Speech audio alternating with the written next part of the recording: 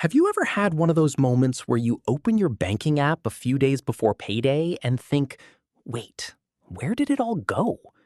Not because you bought something crazy. You didn't book a luxury vacation. You didn't buy a Rolex. You didn't throw thousands of dollars at some expensive hobby. You just lived your normal life. You paid your rent, filled your gas tank, bought groceries, maybe ordered takeout once or twice, paid a few subscriptions you barely remember signing up for, and somehow your paycheck disappeared. If that sounds familiar, let me tell you something that might surprise you. The problem probably isn't your salary. In fact, there are people earning twice as much as you who feel exactly the same way every single month. They get paid more, but they don't feel richer. So if earning more isn't solving the problem, then what is? That's exactly what Bob wanted to figure out. Bob wasn't bad with money. He was just like everyone else. He studied hard, got a decent job, showed up on time, worked overtime when asked, and believed what most of us were taught growing up. Work hard, earn more, and eventually everything will fall into place. It sounded logical. After all, that's the formula almost everyone repeats. But a few years into his career, something didn't add up. Every raise felt exciting for about 2 weeks. Then life adjusted. His rent quietly increased because he moved into a slightly nicer apartment. His old phone suddenly felt outdated. His friends started meeting at more expensive restaurants. The cheap weekend trips became flights instead of road trips. Nothing felt irresponsible on its own. Every decision seemed reasonable. Yet somehow, every raise disappeared before it ever changed his life. One evening, after another payday that vanished faster than he expected, Bob sat alone in his apartment, staring at his bank balance. He wasn't broke, but he wasn't getting ahead either.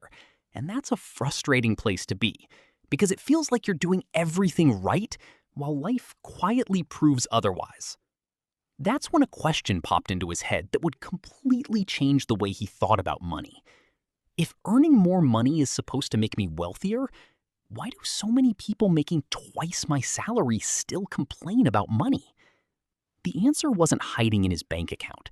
It was hiding in the rules of a game he didn't even realize he was playing. You see, most people think they're playing the money game. They're not. They're playing the income game. Those sound similar, but they're completely different. The income game is simple. Study harder, work harder, get promoted, negotiate a raise, switch companies for a better salary. That's the game almost everyone knows. But the money game starts after your paycheck arrives. That's where most people unknowingly lose. Because money doesn't disappear through one terrible decision. It disappears through hundreds of tiny decisions that feel completely harmless. A coffee here, food delivery there, a new phone because the old one is 2 years old, a bigger apartment because, well, you've earned it, a nicer car because everyone at work seems to be upgrading theirs. None of these decisions feel like financial mistakes, but together, they quietly steal every future dollar you haven't earned yet. Think about this for a second. Imagine your salary doubles tomorrow morning. How long before that extra money starts feeling normal? A year? 6 months? For many people, it's even less. Human beings have an incredible ability to adapt.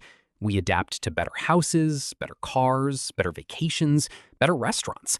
What felt like luxury yesterday becomes normal surprisingly fast. Psychologists call this hedonic adaptation. Most people simply call it life. The problem is that your expectations grow almost as fast as your income. That's why earning more doesn't automatically create wealth. Sometimes it simply creates more expensive habits. Bob started noticing this everywhere. A coworker celebrated getting promoted by financing a luxury SUV. Another upgraded to a downtown apartment with a rooftop pool. Someone else bought the newest phone the week it launched. Everyone looked successful. But almost every lunch conversation eventually drifted toward the same complaints. Everything's getting more expensive. I'm waiting for my next raise. I just need a little more money. Bob realized something strange. The people with the biggest incomes weren't necessarily the people with the most freedom. In many cases, they had simply built bigger financial cages. That's when Bob stumbled across an idea so simple that it almost sounded obvious.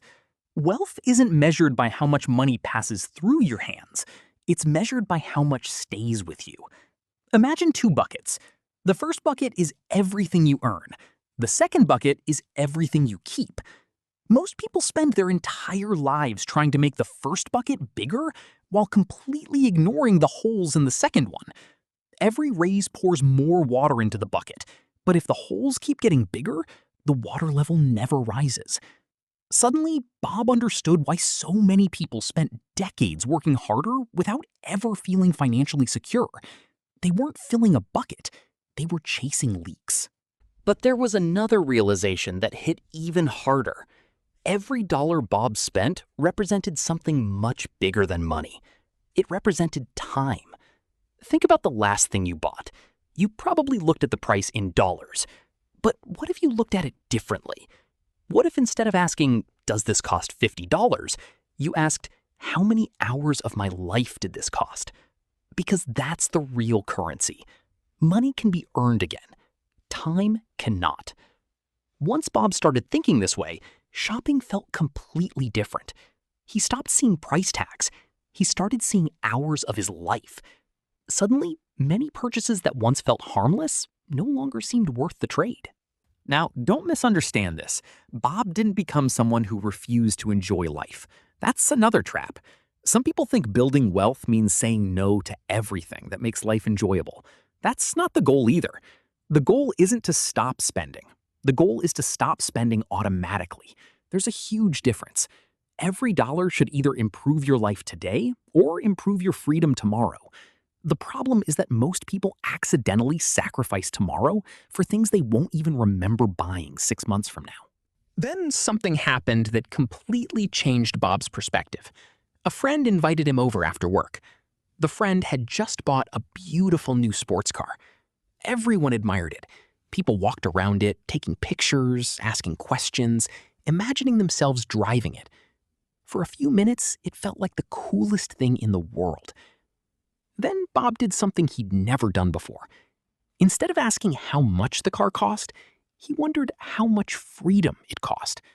5 years of monthly payments, higher insurance, more maintenance, more stress every time a new scratch appeared. The excitement lasted an evening. The obligation would last years. That's when Bob realized something almost nobody talks about.